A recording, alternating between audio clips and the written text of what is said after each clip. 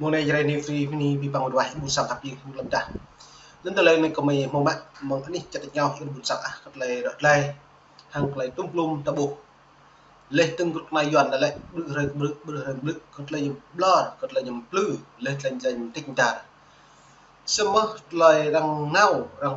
cướp người tôm nhưng bạn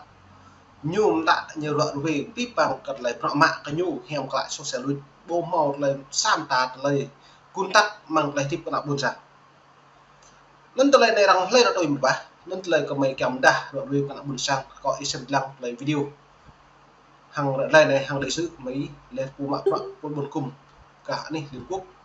rồi đoạt nhà có đoạn cặp lấy cái cào cả nắm núi lên từ lấy tung lùm là để xem lăng vậy là em này. Đặc biệt về quyền phát triển của Liên Hợp Quốc, tiến sĩ Suryadeva, người có chuyến thăm Việt Nam vào giữa tháng 11 năm ngoái, có buổi trình bày ngắn về kết quả chuyến thăm trong buổi họp chiều 18 tháng 9 giờ Geneva trong khuôn khổ khóa họp lần thứ 57 của Hội đồng Nhân quyền Liên Hợp Quốc tại trụ sở của tổ chức này ở Thụy Sĩ. Trong báo cáo của ông về chuyến thăm Việt Nam, tiến sĩ Suryadeva nói ông đã được tiến sĩ Geneva hiệp lễ tướng kèng Việt Nam thực thi cất lại hiền cái nhiều vợ hàng lấy cái cào nằm núi xong mất cái nhiều ngã nhiều lệ rồi biết bằng vật thế cất lại nón Việt Nam ngại nhập lại dưa bá nhưng bởi cất lại ngại nhập lại lời ngại nhập biết bằng cất lại tuy lại cái cào lại hiền núi lệ tướng hàng lại tung lum không doài tùy đích làm nơi này cất lại lọ cũ lại hiền mang lại lần chặt Việt Nam bỏ lại nên có mình vậy xem làm biết là được. Nhiều viên chức chính phủ chia sẻ về tầm quan trọng của việc bảo đảm sự tham gia toàn diện của tất cả mọi người, bao gồm cả các nhóm yếu thế hoặc dễ bị tổn thương khi thông qua hoặc sửa đổi luật, xây dựng chính sách và phê duyệt các dự án. Tuy nhiên, trong các cuộc gặp với các doanh nghiệp, tổ chức phi chính phủ, v.v. ở 4 tỉnh thành mà ông đến thăm, ông Surya nhận được thông tin rằng các nhóm đối tượng trên và các tổ chức phi chính phủ thường không thể tham gia vào các quá trình ra quyết định một cách chủ động, tự do và có ý nghĩa. Mặc dù các cuộc tham vấn thường được tiến hành bởi nhiều cơ quan chính phủ khác nhau, nhưng chúng thường giờ nó mất cái lại đã buộc tüm mà rõ hàng lại đã đi cái lại hem cái lại lên tầng kèng từ đuôi tua lệ dữ cũng như buồn sang kèng đi bia lệ tầng bình nón bộ màu tham dự giờ đã nhiều lệ bộ màu con bằng minh bạch nhiều cái hẹp mạng kẹo tôi cứ nhớ mang trong là bộ đảng cái đúng lệ tưng mang nó nặng buồn sang bộ màu cùng cốc lại hẹp lệ tầng cầm dữ cái lại cao nằm nuôi lệ nên từ lại đã buộc lại đây hiếm bạn mệt vả giờ đã lệ Việt Nam nhiều từ xưng từ cao từ đại cái plot là nhân quyền lệ plot là cái cao nằm núi lệ plot là thông tin báo chí lệ từng biết bằng rẹ lệ Việt Nam một lần ngày đập nàng vẫn nặng buồn sang học bạc này tôi đã làm nuôi nặng buồn sang học bạc hiếm bắt gặp liền nặng buồn sang cho hè lệ từng lần là lệ từng lấy trang mạng xã hội nhiều lệ nhiều thứ thăm dò lệ từng bộ rềm nuôi tùy hẹp cô đi mà hẹp cô đi căn nặng bế nặng buồn sang lặng lại hình đó gặp mong muốn chặt nhau lại hiếm bạn đâu nên ấy xem lăng lại đang chỉ trích lệ tương tự nhiều hẹp loạt cho nhiều phụ như lệ trong nước Việt Nam lại dân bàn dân kiểm tra dân giám sát thông tin được một này nên ấy xem lăng thường không có ý nghĩa trong thực tiễn. Ông viết trong báo cáo được Văn phòng Cao ủy Nhân quyền Liên Hợp Quốc công bố trong tuần này. Phản hồi báo cáo của tiến sĩ Suryadeva, đại sứ Mai Phan Dũng, trưởng phái đoàn thường trực của Việt Nam tại Geneva, khẳng định chính sách nhất quán của Việt Nam trong thúc đẩy và bảo vệ quyền con người, bao gồm quyền phát triển. Ông nói, Việt Nam không hy sinh môi trường để phát triển kinh tế, đồng thời nhấn mạnh chính phủ luôn coi trọng việc tạo điều kiện cho người dân tham gia và đóng góp vào mọi quá trình xây dựng và thực hiện chính sách với khẩu hiệu dân biết, dân bàn, dân làm, dân kiểm tra. Nói gì á? Ê bố, tao lại sự Mai Đình Dũng,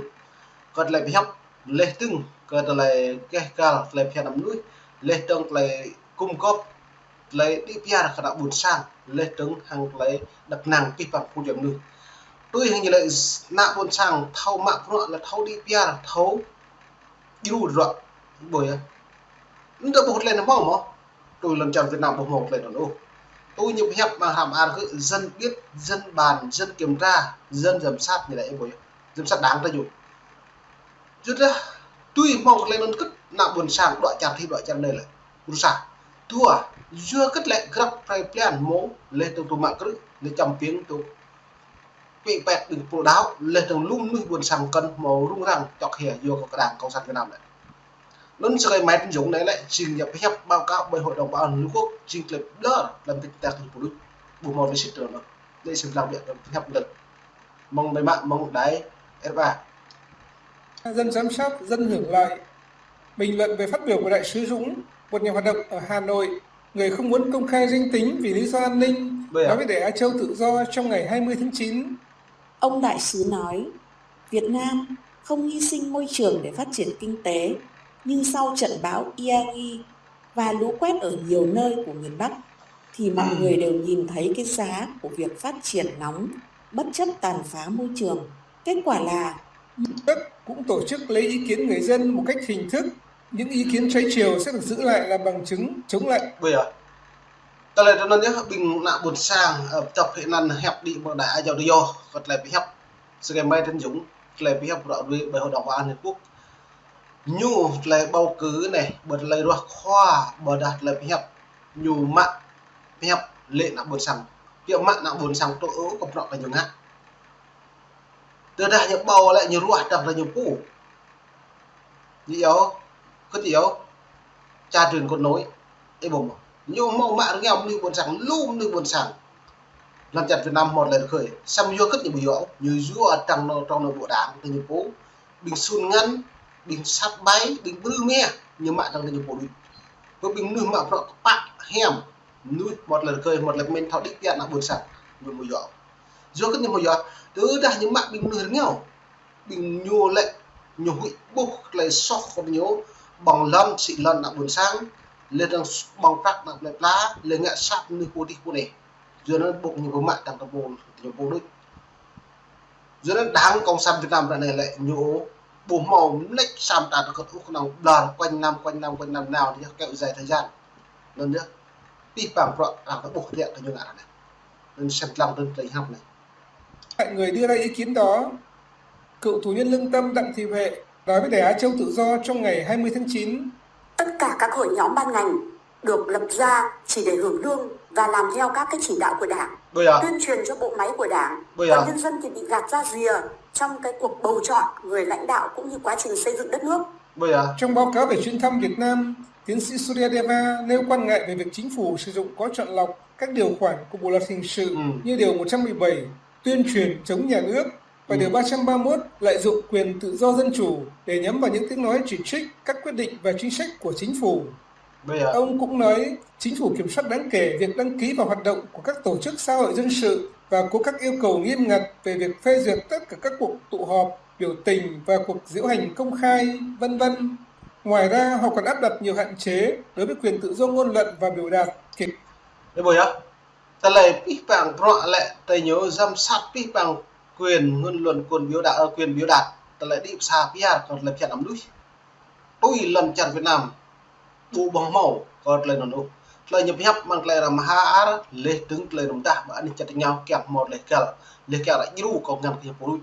riêng cái lần chặt Việt Nam nạo buồn sang này một lại đi bộ ta bàn lần là đây vậy lần chặt Việt Nam này đảng cộng sản Việt Nam chỉ có lợi dụng thế giới nhiều bộ thực thi các bộ luật nhân quyền đời sống của người dân nên trên nhiều free thì buồn sang gặp những người xem lăng không nhiệt mô nước mình ta gặp rồi là buồn sang làm lăng từ đã bị mượn mây rồi về cả tôm nôm lấy cả một gà nhấp còn ít bình luận lên mong nhiệt mô em đủ đi buồn sang gặp những lần ta này đi bạn đi một bài